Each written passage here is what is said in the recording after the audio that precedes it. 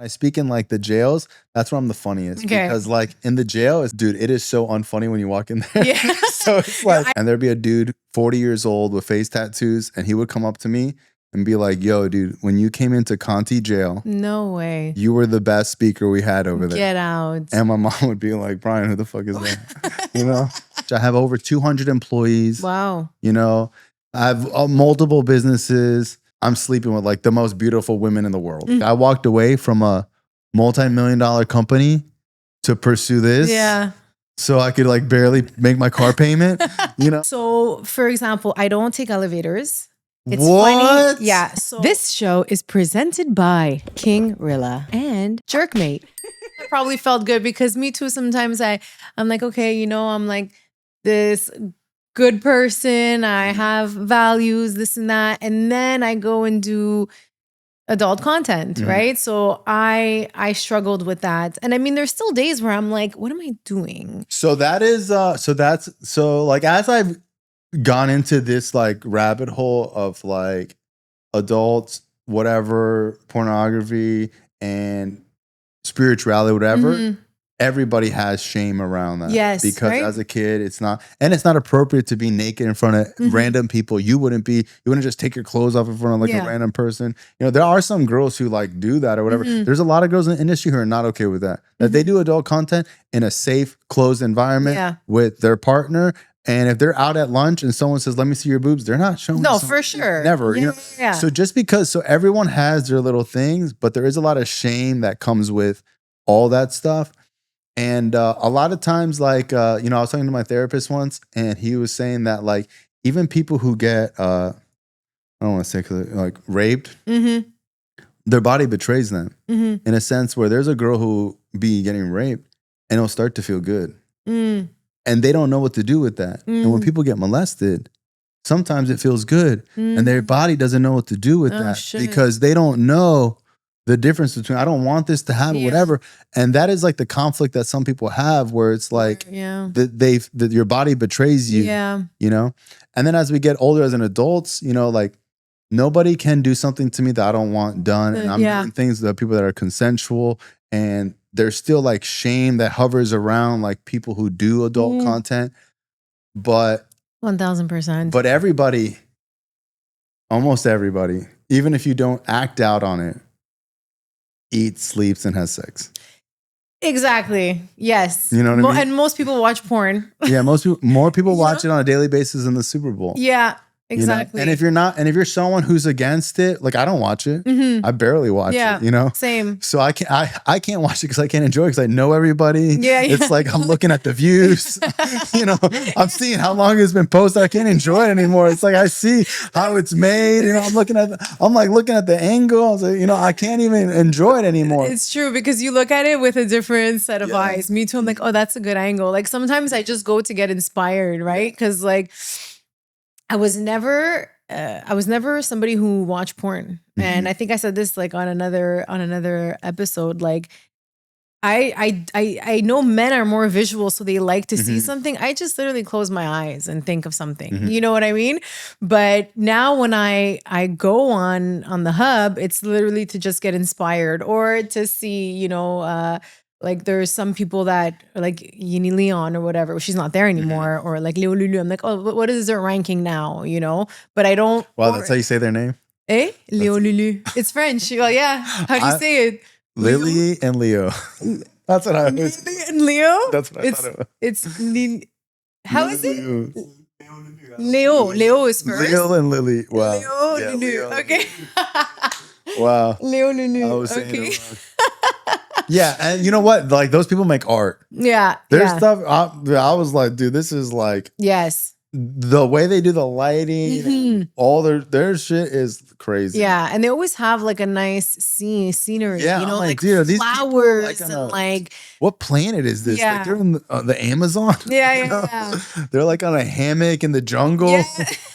So true. On a beach. Even her reels, they're so like artistic. Yeah. You know? I'm like struggling to post a reel a day, you know, and I'm just like. I have like a Batman poster in the background. Oh man. So we talked about your drug addiction. Oh, speaking of, there was a part in the book where was it your principal or somebody said, and I'm like, I can't forget to ask Teddy this. He's like, oh, how long have you been sober? And you're like, I'm not sober. I'm fucking clean, you bitch. And I'm like, what's the difference? Yeah. So there's different 12-step programs, and different 12-step programs have different traditions, and different traditions mean a lot of different things, but they all stem from AA. Okay. So AA was started by Bill W. And he came from like this other, group. But when he invented AA, he changed the world. Okay. It will go down as one of the greatest inventions of the 20th century. There was a time in AA where black people weren't allowed. Really? There was a time where lower class people weren't allowed. So they opened it up one day for anyone. But then drug addicts started coming. And they were like, bro, we're here. So the reason why they're so successful and why anything is so successful is because they have a primary purpose. They're only there to help alcoholics. Yeah. So they said drug addicts can come as visitors and they can't say anything. Okay. You can't, you can come and listen, but you can't talk. Right? Then a guy named Jimmy K started an NA program. He got clean or sober in AA, and then he started a program just for drug addicts. Okay. Now, there's lingo and things that we say in the NA program that are people think it's the same. In my opinion, it's different. Just like as a Christian person will be like, okay, this isn't the same as Catholicism. But some people might be like, it's the same. It's very different. But is it the same? I don't, it could be different. Yeah. So there's lingo that we use to not confuse people, because somebody might think sober is only alcohol, or clean is all inclusive. And when you go to meetings, people say clean. But there's also like this thing where in one program, like some old school AA people, if you go to a meeting and you talk about drugs, they might ask you to leave or be like, are you lost? Really? Yeah, even till today. And I used to be like, that's crazy, whatever. But I do understand that they're trying to protect what they preach. Just like I wouldn't go into a church and start talking about Judaism. Yeah. You know what I mean? I get what you mean. So there's a certain, and then like when I first got clean, I used to say it in like a snobby way. Like, oh, I'm part of this, not that, Now I do understand that it's like a respect thing, where if I go to a 12-step meeting, that's AA, I'll say sober. And if I go to an NA meeting, I'll say clean. And I respect the house that I'm in. Just like if I was in another country, I would respect their table manners and their things. So that is kind of how the difference is. And then it's important to me because for a long time, the 12-step program that I go to wasn't talked about ever. Okay. It wasn't in movies. It wasn't in even treatment centers. I used to work at a treatment center. Well, they used to say, hey, if one of the clients asks you which fellowship to go to, tell them to go to this one. Okay. And not NA. Because NA is newer. Yeah. And a lot of times it's viewed as some people as like more rambunctious. Okay. I would kind of say that AA is like Catholic and NA is like Christian. Okay. Where it's a little more open. Someone might be like, they like gay people over there. Yeah.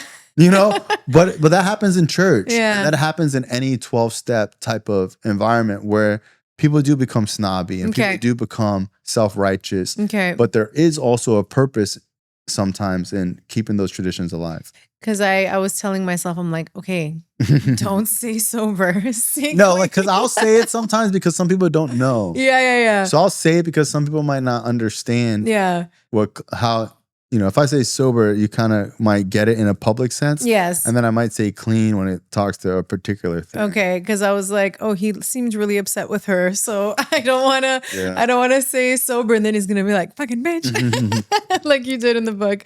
No, I've also changed a lot since then. So. Well, yeah, you don't seem, and as I was reading it, I'm like, but he doesn't seem so mean, because you were mean to people and whatever, but and like womanizing and like judgmental. And I'm telling you, like when I put that together, I couldn't even like read some of it. Really? I would just be like, that's crazy. Yeah. It is wild. It is wild to read, but it's very interesting as well. You like I think of you as a young kid. Right. And I look at you now and like, I don't know you personally, like I'm getting to know you now, but through your Instagram and through this, I'm like, how can this be the same person? Yeah. You know what I mean?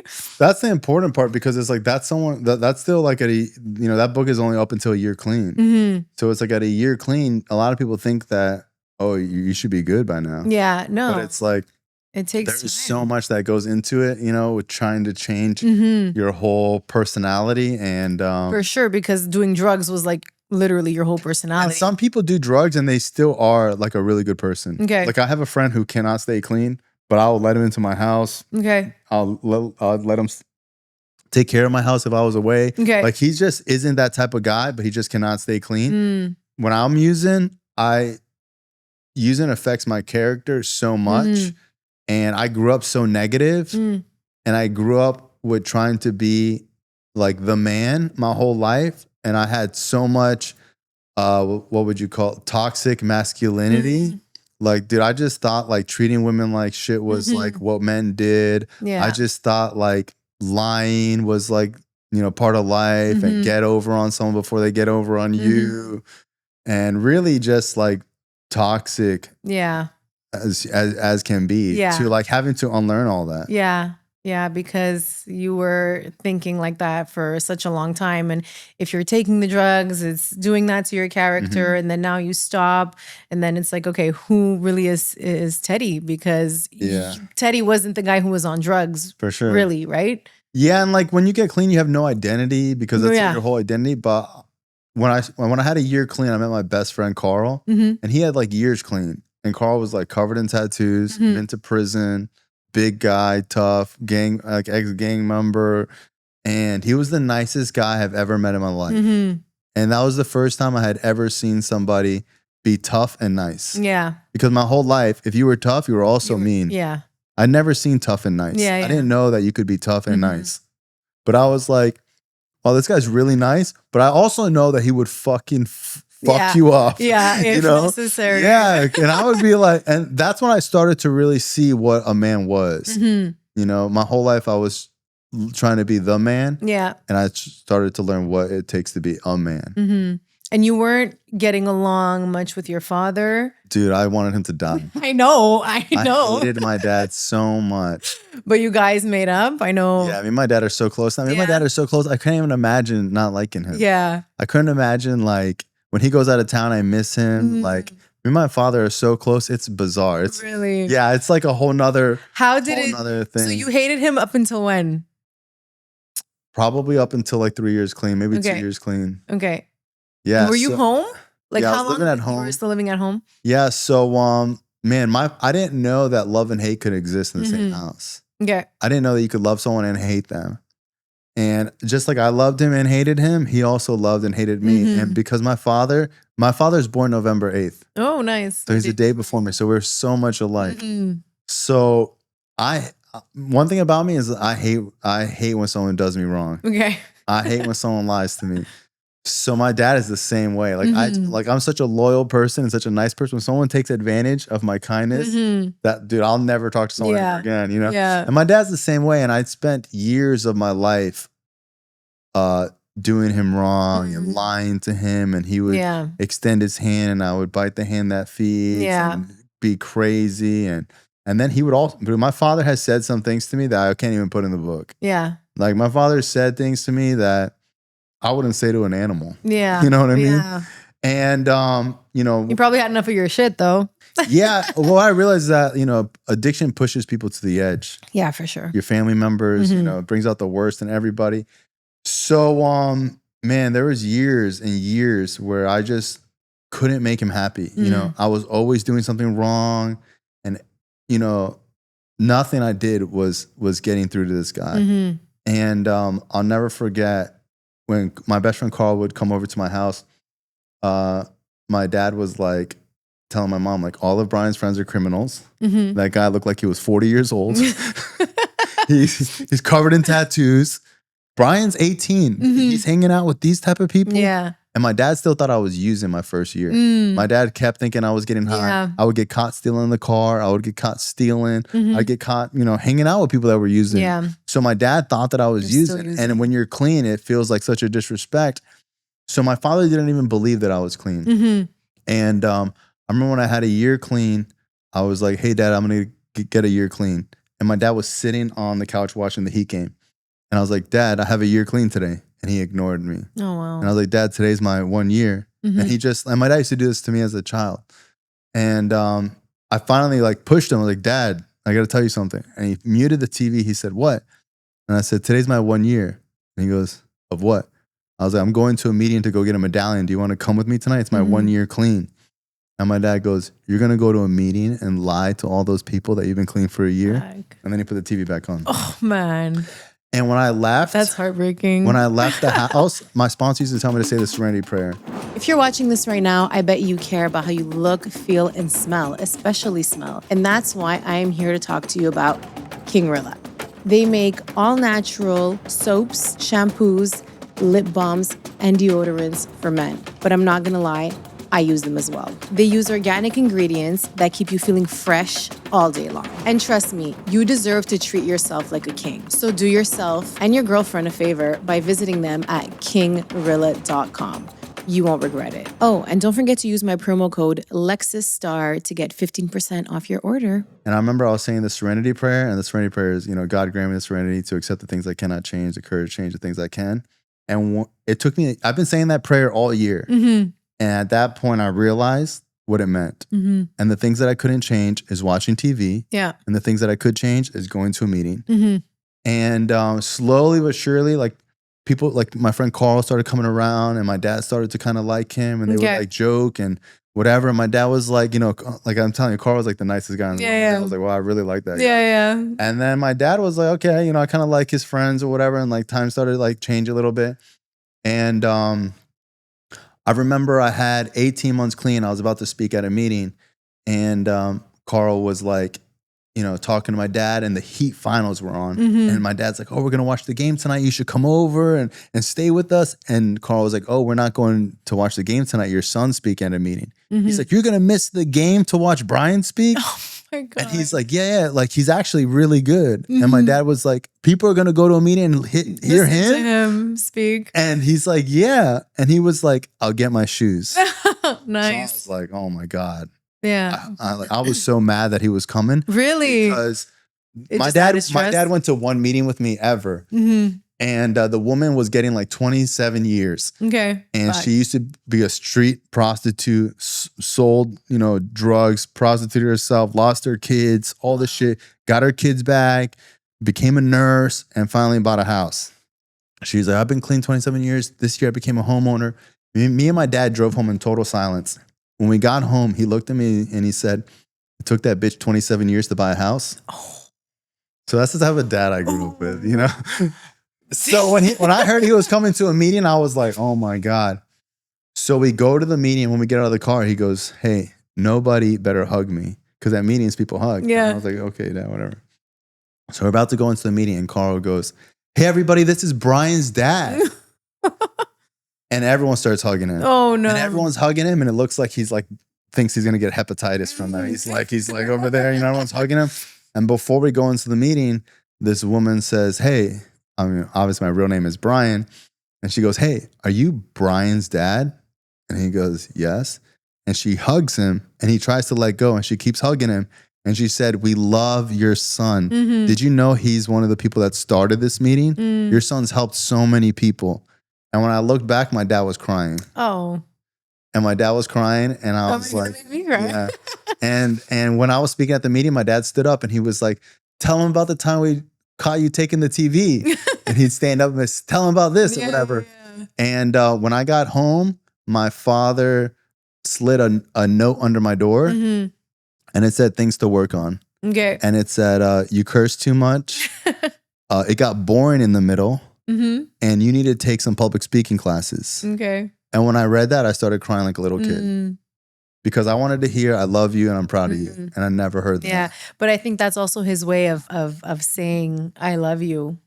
No, I later learned that. Yeah. So like later on, like this kept happening over and over. And when I had like 2-3 years clean, I started making money, and I started like my own business, right? Mm-hmm. And I was telling my sponsor, I'm like, it's never good enough for my dad, da. And he was like, no, Brian, like when your dad busts your balls about stuff like that, it's because he loves you. Exactly. Your dad loves you so much him saying like you need to do this and this is his job, his way of saying he loves you. Exactly. And because some men have a really hard time showing love. yeah, well, I read in the 4 agreements they say you can't blame someone for teaching you something they weren't taught. Exactly. You know, and I remember I was having dinner with my dad. This is like when our relationship. This is when the shift happened.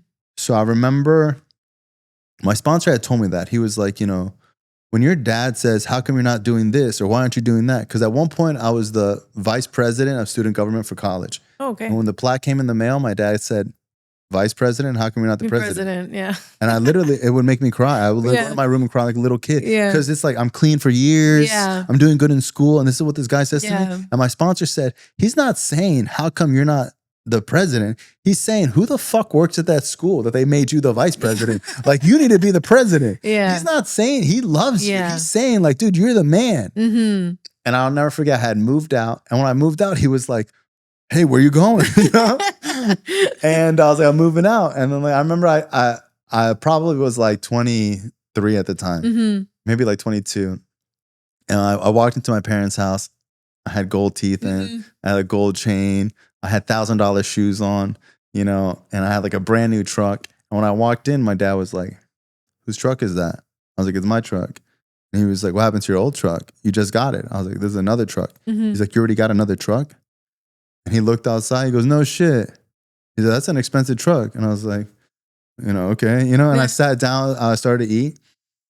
And my dad wasn't eating. And he looked at me. And like my mom was like, you know, calm down. Like, what's going on?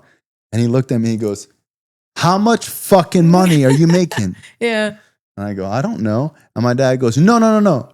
A man should know how much fucking money they make. I go, I mean, I think I make 6 figures. I make like 6 figures. And my dad goes, 6? You should be making 7. And at that moment, I was like, wow, my dad loves me so much. I was like, wow, he loves me so much. And then ever since then, I started to hear I love you. I never heard it. Yeah. You know, I always tell people like my addiction was a hearing problem. You know, my parents told me they loved me my whole life. I never heard it. My dad, when my dad used to pick me up from jail, he used to scream and yell and say I was a piece of shit. You're never going to be nothing. When we would get home, when we would go inside, I'd be crying and he would grab me by the arm and be like, what are you crying about? You know, I still love you, right? I never heard that. Yeah. My dad's been saying that to me my whole life. But I would always focus on him screaming and yelling and angry. But the next day he'd be like, you know, I love you, right? Yeah. I'd be like, so I never had that. That's probably the main. But you had it. You just didn't. I didn't acknowledge it or feel it. Yeah. So it's like a lot of people either grow up without love or they grow up where something happens to them where they turn off their feelings. So at one point I got so mad that I'm able to turn off my feelings without drugs. Okay. I used to turn off my feelings as a little kid. You know, my dad would say something to me and I would shut down. Yeah. So yeah, I see what you mean. Same. So I started being able to shut down and change without drugs. And then when I started to do drugs, it became that times 1,000. And then when I got clean, I couldn't turn them on. So that's why like I'm still such a piece of shit, like all these things, because I had trouble turning them off and on. Yeah, well, it's definitely not easy. I mean, you were doing drugs for quite some time, and you know there was the world. It was Teddy against the world, right? Because when you're in that mindset as well, like your only thought is, how am I going to get high? You know, when am I going to pick up my drugs, or where am I going to do it? Or, you know, I don't want it to smell under my blanket. Right. So you gotta, it's, and then even clean, like I called my friend today and I was like, I went for a jog this morning and I was like, man, it's so crazy. When I was like 6-7 months clean, I remember being so low and people would tell me like, your life is going to get better. And I remember I couldn't even think of it. Yeah. I couldn't even, how? Yeah. How was it going to, like, what are you talking about? People like, because in NA, people say like, oh, it gets greater later, you know? And I used to be like, how is it going to get? I couldn't even imagine. I couldn't imagine having friends. When I got clean, people asked me like, did I think that I was going to have like, be a porn star and like have a nice car or whatever? I remember I used to think about gym clothes. I remember I was like really into the gym. And I used to go in the sauna and I would jog and all my gym clothes would smell even after I washed them because like they're cotton. Yeah. I remember I used to like think like maybe one day I'll have gym clothes. You know, And like friends. Like I remember when I had a year clean, my biggest thing was like I don't have any friends. You know, I couldn't even imagine how it would get better. Yeah, I couldn't imagine. It wasn't even possible. Yeah, but it's also when it's like we like to self-destruct, right? As well, when we're not in the best state of mind, we just like put these like blinds over our eyes, and we just get extremely negative and can't think of a positive outcome, right? And when you feel like that for so long, it's so hard to get out of that, to be positive. You know what I mean? Yeah, well, a positive thought can't come from negative soil. So can or can't? Can't. Okay. So I could never have a positive thought because my whole brain was so negative. So even when positive things would happen, I couldn't see them. I couldn't even feel them. Somebody would be like, oh, aren't you glad that this happened? I'd be like, no, because now I have to do this. I only could see negative my whole life. You know, I could never even see a positive scenario because I was so negative for so long. Yeah. That's why like meetings help so much, because you would go to meetings and you would share about like the worst thing ever. You know, I remember going to a meeting once and I was sharing about how me and my dad can't live in the same house and I hate him and da-da-da-da. And my friend came up to me and he was like, oh, I've been clean 5 years. My parents still don't talk to me. Wow. Both of my parents don't talk to me and I've been clean 5 years. I'm like, what? But he's like, that's how much I hurt them. Yeah. He's like, think about that, bro. I hurt my parents so much that even after 5 years, they want nothing to do with me. That's so crazy. And he said, I have nieces and nephews that I can't see. Wow. Because I had done so much damage. I heard people talk about my kids want nothing to do. There's this guy in meetings. He was the nicest guy in the world. Helped thousands of people. This guy to me is like God. And he got a medallion one day and he said, you guys are all my kids, because even with 15 years clean, my kids refused to answer my calls because he was such a bad dad using. Man, but if you meet him now, this guy has saved everyone's life. Eventually his kids started talking to him. Nice. Right? And I got to meet his kids and his kids were in his life, but they weren't like happy about being in his life. Cause we would be like, yo, your dad's the man, da da da. And they were like, when I was a kid, he would leave us in the closet for days. Oh my God. And you'd be like, holy shit. So like, we don't know this guy. We don't know this guy you're talking about. Yeah. It wasn't like that for us. And that's when you're like, damn. That's crazy. But it's everything has like two sides, right? Like everything. And I say that and I try to like think of that sometimes, because like some things have happened in my life and I'm just like, okay, the person who did this to me, like they're right. In their mind, they're right, you know? And then in my mind, it's like, how do you think that that's okay? Like, how do you think that that's right? And then I just realized that it's like, you know what? This is my truth. This is your truth. I can't change how you're going to respond to something or whatever. So I just like, okay, there's nothing I can do about anything, really, when you think about it. If somebody believes something and then somebody else believes something else, you can't change that. And they probably had a shitty childhood, obviously, if their dad is locking them in the closet. And to them, it's like, I can understand where they'd be like, how can my dad do that to me? And then all these people are here praising him like, oh, what a good guy. Well, to them, they're like, oh, that's great. He did that for you guys. Exactly. He was able to do that for you guys. But where was he when we needed him? We were kids. You know what I mean? So yeah, that's you. Of course, you guys love him. We hate him, for sure. And that's when it's like, man, it's like there's some amends that like in recovery, like one of the steps that can make amends. There's some amends that can only be indirect. You'll never be able to make direct amends. Okay. Ever. You're only going to be able to make indirect ones where he can never repay that debt back. Yeah. He can only do it for other people. Yeah. This episode is brought to you by Jerkmate, the site where the models are actually live and waiting for you. We're talking real-time chats, no scripts, no filters. You're not just watching, you're part of the show. Do you want her to watch you too? Just go cam to cam. Want to stay mysterious? Stay dark. Ask our models for anything you want and don't be shy.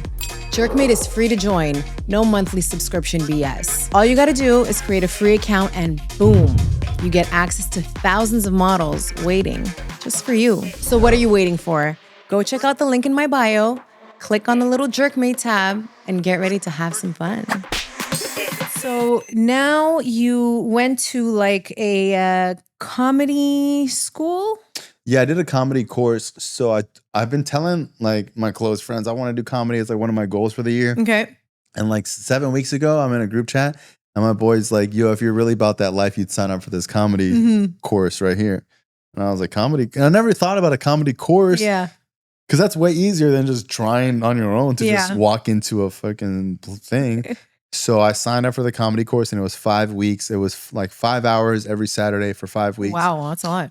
Yeah, and then at the end of it, you have like a graduation. So that was like last night. Yeah, so tell us about your little... I was so nervous.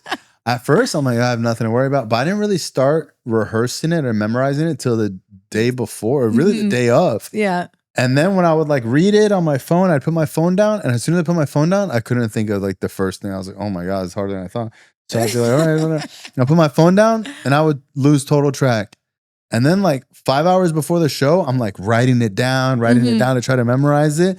And then I would put the paper away and I would try to do it in the mirror. And I would be like, oh my God. And then like, I like posted about it a couple times, but I didn't want to go crazy because I'm like, I know this is gonna suck. I really wanted to come. I wanted to come, but I mean, it was later in the evening and responsibilities and stuff. There'll be more shows, but we should definitely go. Eh? I did good. I did good. So at the end of it, there was only one joke that I forgot, but it flowed. It did well. Yeah. So, but dude, the guy told me that I brought in the most people. So I brought in 50 people to support me, which is crazy. That's crazy. And how did you get it to be free for everyone who said your name? So that's how they do it. So basically, if you're a comedian, they try to get as many people to come in by saying your name at the door. If you don't say someone's name, you just go because you wanted to go, and it's like probably $10. Okay, but there's a 2-drink minimum, and then everyone orders food and everything. Okay, so that's how they get their money. They get their money from the food and the beverage. Okay. But they have great food and nice. It's a nice spot. Because the course was only like $300. So I'm like, this is probably some dude's apartment or some shit, But we would meet at the Improv. It's very nice. It's brand new. It was in the Improv. In the Fort Lauderdale Improv. So it was like legit. And then you would practice your jokes amongst each other for 5 weeks. And then, I got up. Did you do the same jokes that you did during your courses? So you basically come up with like some jokes. And then over time, you would tailor and cut out ones that didn't work well, or you'd add a new one. Yeah. But really what you would do is, you would add a new one amongst the ones that already work. Okay. Gotcha.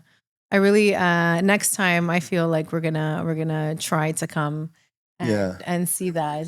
Yeah. Definitely. I think I'll be like I think I'm so good at it naturally because I've been speaking So I've been speaking at rehabs for so long in jails. And honestly, when I speak in like the jails, that's where I'm the funniest. Because like in the jail, it's like, dude, it is so unfunny when you walk in there. Yeah. So it's like, I'd be terrified. Like if you go to a prison, people who speak at prisons are prison people. Okay. Like, those are the people who are attracted to doing prisons. Yeah. So me being like an 18-year-old kid or 17, 19-year-old kid, when I would go into the prisons, they would be like, this motherfucker ain't never been to prison. Yeah. So like instantly you could feel that they're just judging you. Yeah. Yeah.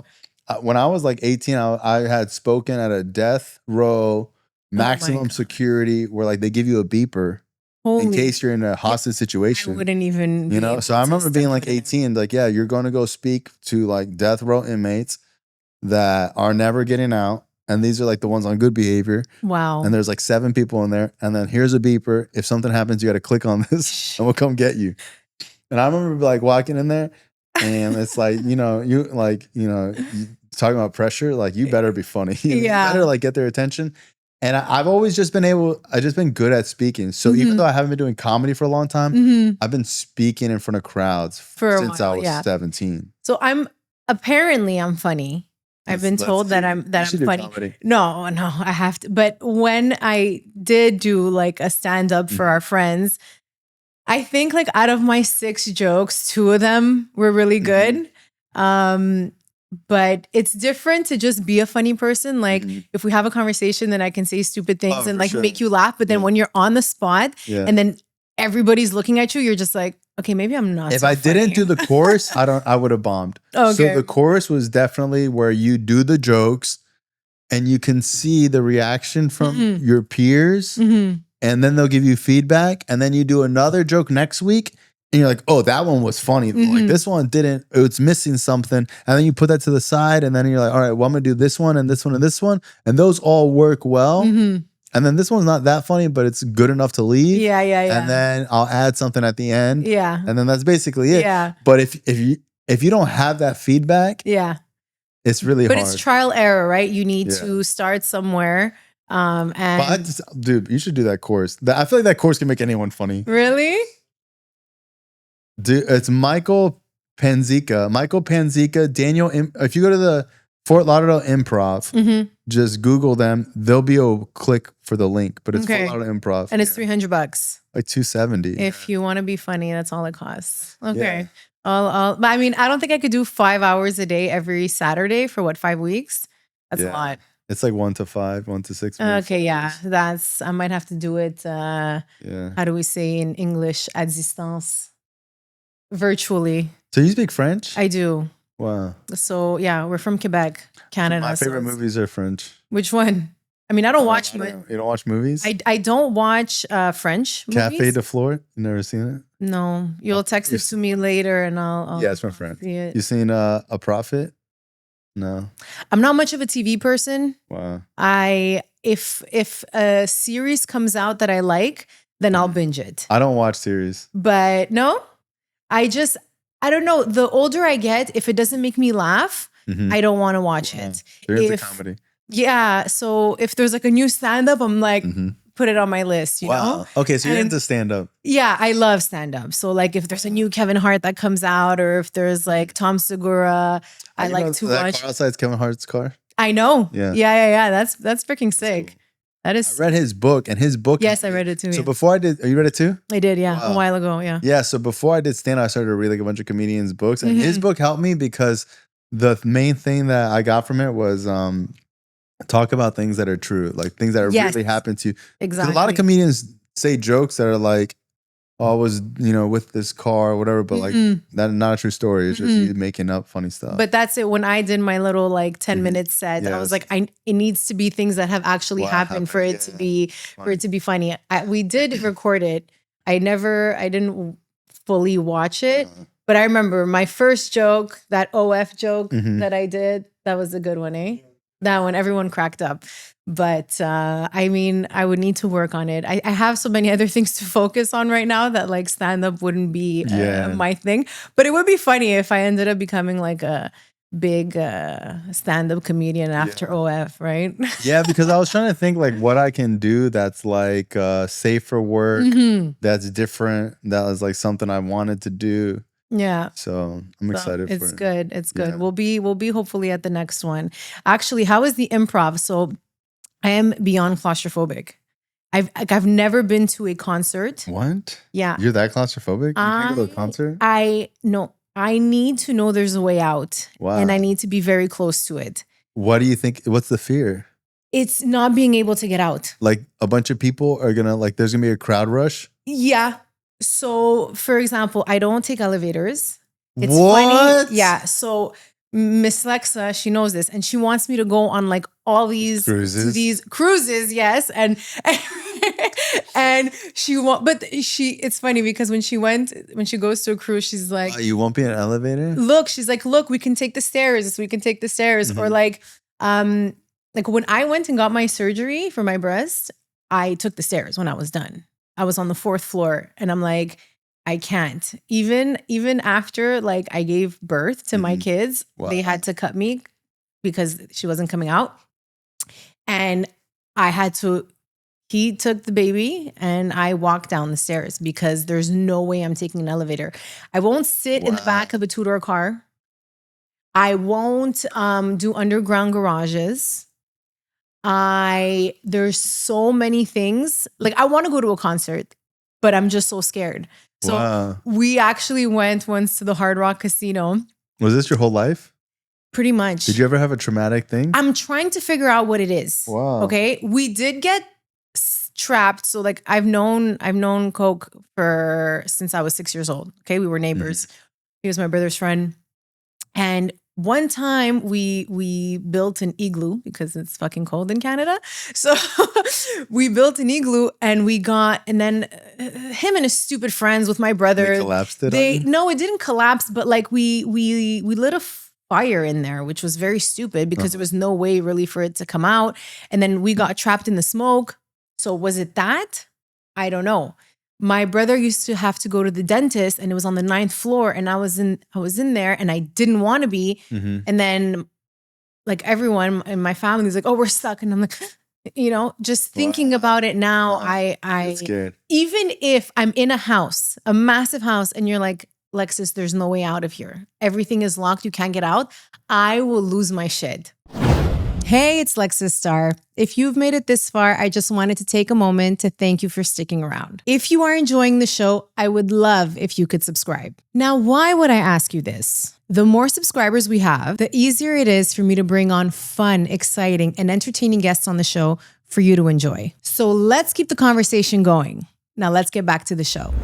So I feel like what I do sometimes when I know that I have to go somewhere and maybe I'm going to have to take the stairs or like I go and check the place out before. You wouldn't do that submarine tour.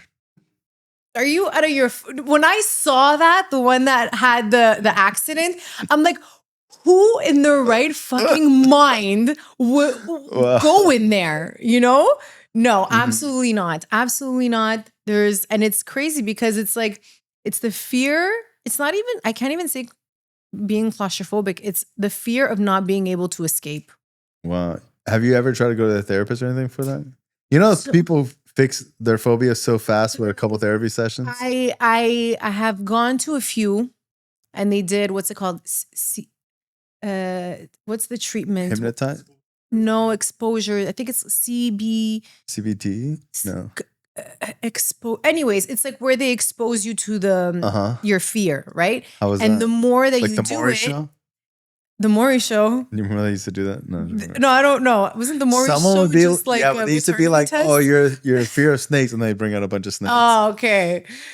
See, I would rather be next to a snake, I think, than take an elevator. Wait, so what happened at the exposure treatment? So the first treatment was like the therapist wrote a scenario, of me getting up, walking to the elevator, pressing the button, going in, and I was bawling my fucking eyes out. I'm like, no, I can't do that. And then she goes, let's just go and press the button on the elevator. And I was like, okay. So I pressed the button. I'm like, and in your mind? No. Or in real life? In real life. So after we read that, after she made me read that, she goes, let's go to the elevator. So I pressed the button and she goes, come in. And I'm like, but I'm not letting the door close. So I went in, but I was like holding, so that the doors wouldn't close. And then I'm like, but that's it. Like, there's nothing more that I can do. And I think maybe 5 years ago, I took an elevator. Airplanes? Can you do airplanes? Sorry. So I'm just thinking that. So I don't know why I can do airplanes, but when I fucking land, open the fucking door.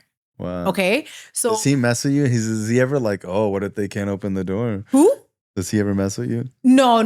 Because he doesn't like flying. So wow. But he doesn't like being in the air. But once we're down, if the doors are closed for like 5 hours, he won't care. One time I was in an airplane and then we were leaving Mexico and they're like, oh, we're just having some technical issues. Like our flight's going to be delayed by an hour. The door isn't closing. I'm like, okay. Then we get on the airplane. And it won't open? We get on the airplane. The what was it? The engine, the backup, the generator wasn't working. So I get in there and it's fucking hot. There's no AC. And he's like, I'm an electrician. Don't worry. Once they turn on the engine.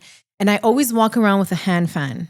Okay. Because if I get hot, so we're sitting in the airplane. I'm literally there and just like doing my cross. And then I'm just like, I'm going to die today. Like, this is it. Tears are like coming down my eyes. And like, everyone's looking at me like, this girl is crazy. Once we get into the air, everything's fine. I'm happy. Then we land and then they're like, so we're having some technical issues. The door's not opening. And we stayed for 45 minutes. And You're freaking I out. was just there, and I'm just like, okay. Like I couldn't move anymore. I couldn't move. I hear stories of people like losing their shit and opening the emergency door, and I feel like that would be me, like worst case scenario. Yeah, yeah, it's really bad. So what happened with the exposure therapy at the end of it? That's it. That's it. Then I went to go see another guy. I was thinking of doing hypnotherapy, but like I saw this guy who was like super famous, and his whole thing was that he's truly believes he could help anyone get over their phobias. I'll try to find it. Yeah, try to find it and let me know. Because I did with Lexa maybe 2-3 months ago. She had a condo on South Beach, and she's like, let's just try, because she wants to go to these rooftop terraces, and I'm just like, terraces. What are they called? They're the terraces. Why did I say it wrong? No, is that how? Yeah, that's how you say it. No, it's not. Say what it is. What's it called? Terrace? I don't know. Like a patio. Yeah. Okay, in French we say terrace. So okay, is that not in English? I guess. Okay. I'm not good either. I'm gonna fucking ChatGPT it after. So we went to we were at the pool, and she goes, let's just try getting to the elevator. And like, really, I wanted to. I literally went in. I feel like this would be like a viral reel of you just trying to get into elevators all day. And like, I went in, and then I'm like, my mind wanted me to do it. Like, I think that I was ready to do it, but something was holding me back. We were there for no joke 1 hour, going in and out of the elevator each time. What if someone was like, all right, today's the day, we're just going to put you in a straitjacket and we're going up and down elevators all day long? No, the straitjacket would make me lose my shit. For like, I can't move my hands. I'm like trapped. No, I really wanted to. Even the security guard, he's like, what the fuck is going on? Because he kept seeing us in the camera. He's like, is everything okay here? And we're like, yeah. And I'm like, I'm just scared of taking elevators and trying to. He's like, come with me. Come. He goes, if something happens, you press this button. I'm coming to get you. I'm like, but what if I get stuck between 2 floors? How are you going to get me? He's like, we'll call the firefighters or whatever. And I'm like, but I'm still going to be stuck. And, so I don't have like a fear of dying. So I'm like, if like when the airplane shakes, I'm like, whatever. Really? Maybe this is just it. Yeah. No, see, if something happens like unexpected, then. Because I don't know. I guess claustrophobia is different. I don't know. Like I do fear, like the older I get, I do have like a fear, like what if I get sick? Like you never know what could happen, right? So I mean, it's I have kids, so it's like crazy. That's if it were just me, then it's a different story. But anyways, what are your plans now? So my goal is to bring back my podcast. Yeah. So I had a podcast for a couple of years called Hell Has an Exit. So it's a mental health recovery podcast, but really anyone can do it because everyone has some type of overcoming story, And then I want to bring back the podcast hopefully in like 2 months. And then I have another book coming out that is called Hell Has an Exit, which is basically like a how-to guide on how to get clean. Like how would somebody get out of drugs or, questions or issues they might have, just whatever. And then, just do the stand-up and... doing the adult content? Keep doing the adult content. Nice. Yeah. So very busy. Plus all your reels. Yeah. All my reels. Yeah. All your stories. Yeah, all my stories. Yeah, I mean, it's hard to really pop off on Instagram now. It is. Like especially being like a guy. Yeah. And being a guy. And I tell people all the time, like in the adult entertainment, like we're the girls. Yeah. We're like... That's very difficult. But I had one. So I was in the like 500K views per month, and then I posted a picture with J Mac. Okay. And that shit just blew fucking up. I was almost at like 10 million views for the 30 days. Wow. I got, no joke. I'm going to tell you right now, actually, I think 3.2 million views on that photo. Wow. Hold on. That's crazy. It's super crazy. Where is it? There. 3.9 million views, Wow. 34.7K likes, 405 comments, and 14.5K reshares. Wow. So that made me, you know, like I was almost at 10 million. Did I ever reach the 10 million? Oh, we went to 12? And see, now I'm back to 4.2. And it just keeps going down, keeps going down. But it's just like these. You got to do that reel where you try to get into an elevator. You think? But I won't. I don't think I'm gonna make it. You know, because I had. That should be it. You could be like the almost in the elevator girl. Yeah. And every day people are like, does she go in? I just go somewhere where there's an elevator. You're like, you know what? No, I can't do it today. Yeah, does she go in? It's like 10 seasons and like nothing. Yeah. Oh man. Well, thanks for coming, Teddy. It was a pleasure talking to you and seeing you face to face. If you guys want to get Teddy's book, How to Talk to Girls at Parties. Oh, this one. If you guys want to get Teddy's book, I recommend that you do How to Talk to Girls at Parties by Teddy Tarantino on Amazon. Thank you. And you can follow him. I'll let you plug your socials. Yeah, you can follow me on Instagram at Teddy.Tarantino, and then Twitter is just Teddy Tarantino, and then you Google Teddy Tarantino. There you go. You can get all the links. Thank you so much, guys. Appreciate you. I don't know where to look. Do I look here? Do I look there? My camera? Okay. Thank you so much, guys. Thanks for tuning into the Lexis Star Show, and we'll see you soon.